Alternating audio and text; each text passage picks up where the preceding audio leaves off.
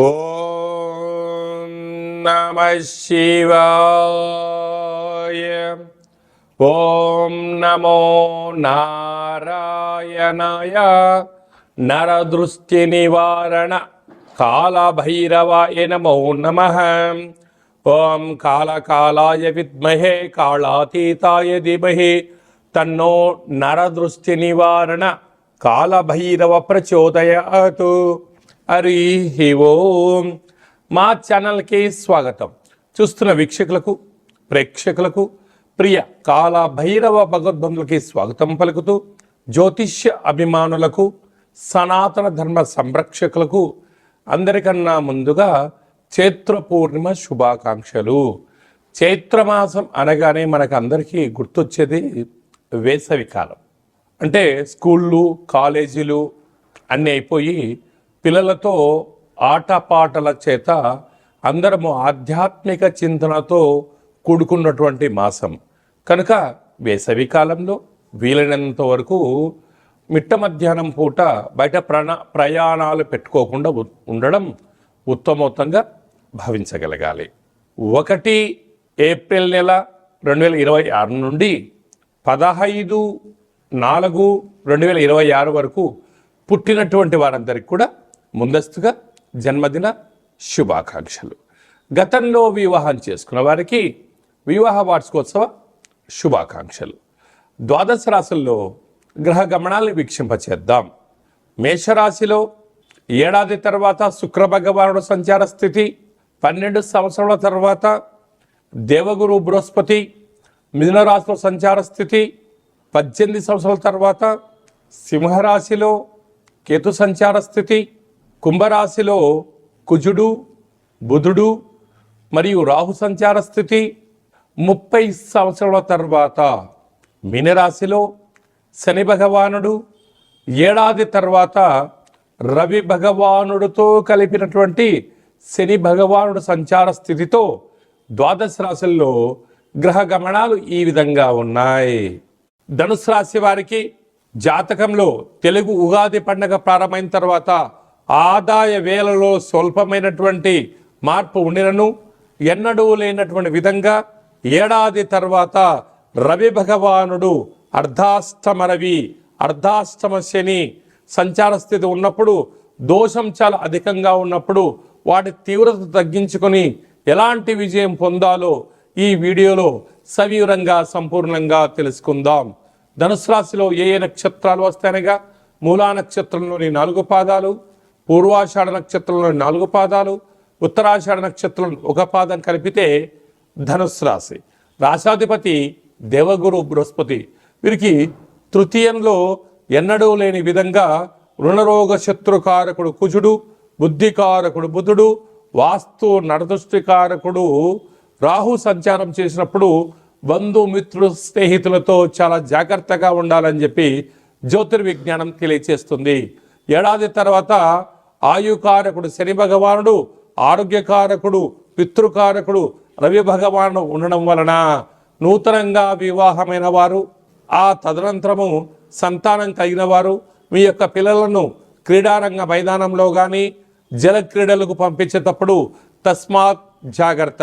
మీ జన్మ నక్షత్రం రోజున పూర్ణిమ, అష్టమి తిథి యందున కోపతాపాలకు దూరంగా ఉంటూ మౌనమే శరణ్యంగా భావిస్తూ దేవతారాధన శ్రీరామ రక్షగా భావించగలగాలి.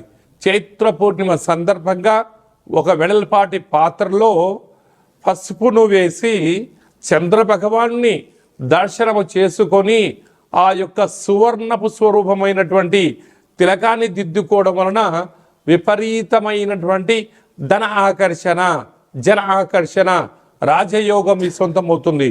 కాళాష్టమి సందర్భంగా మీరు ఎటువంటి పరిస్థితుల్లోనైనా కాళభైరవ స్వామికి స్మరణ, ధ్యానం అవసరం చెప్పి గుర్తు పెట్టుకోగలగాలి.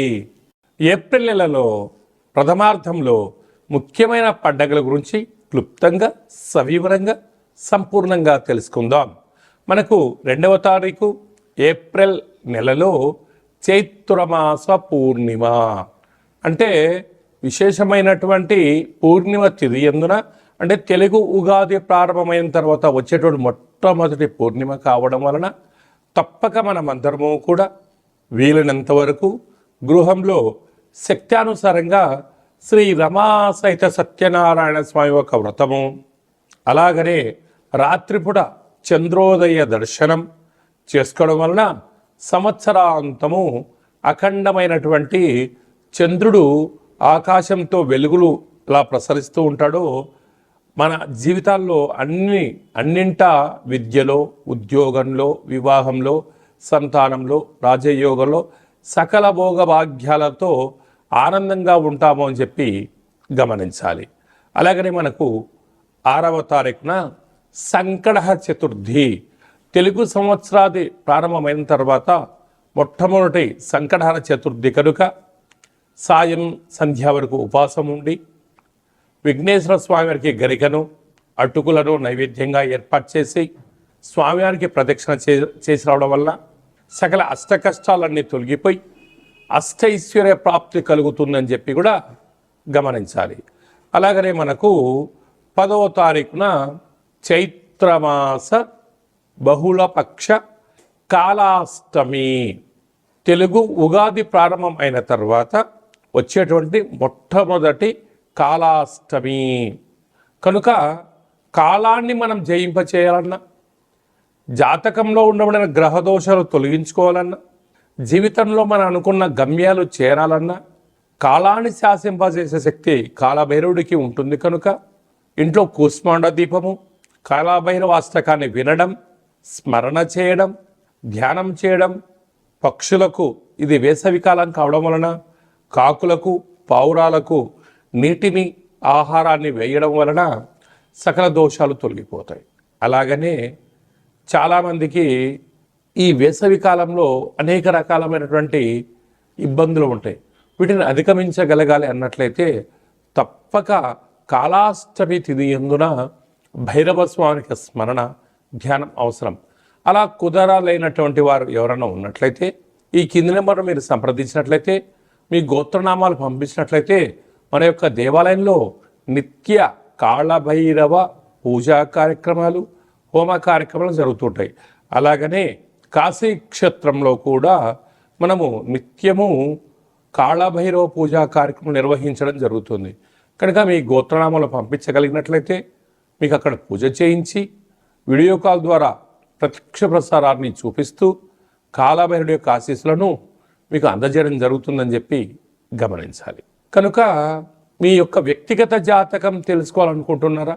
మీ యొక్క పేరు, పుట్టినటువంటి తేదీ, నెల, సంవత్సరం, పుట్టిన సమయం వ్రాసి వాట్సాప్లో పంపించగలిగినట్లయితే 100 సంవత్సరాల జాతకాన్ని వ్రాసి పంపించి మీరు పుట్టినప్పుడు గ్రహ గమనాలు ఎలా ఉన్నాయి, ప్రస్తుతం ఎలా ఉంటున్నాయి, రాబోయే కాలంలో ఎలా ఉంటున్నాయి, ఈ తెలుగు ఉగాది పండుగ నుంచి ఆదాయ వ్యయాలు, పరిస్థితులు, ఎలాంటి కార్యక్రమాలు ఆచరింపచేయాలి, ఎలాంటి కార్యక్రమంలో మనం విజయం సాధించబోతున్నామో అన్ని విషయాలను మీకు సవివరంగా సంపూర్ణంగా తెలియజేయడం జరుగుతుంది.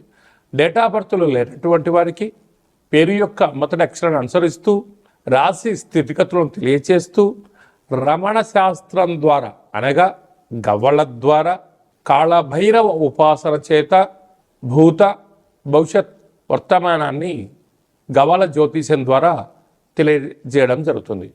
అందరికీ శుభాన్ని, ఐశ్వర్యాన్ని, ఆనందాన్ని చైత్ర పూర్ణిమ నుండి ఈ తెలుగు ఉగాది సంవత్సరం అందరూ అద్భుతమైన విజయాలు సాధించాలని కోరుకుంటూ మనసారా ఆశీర్వచనం.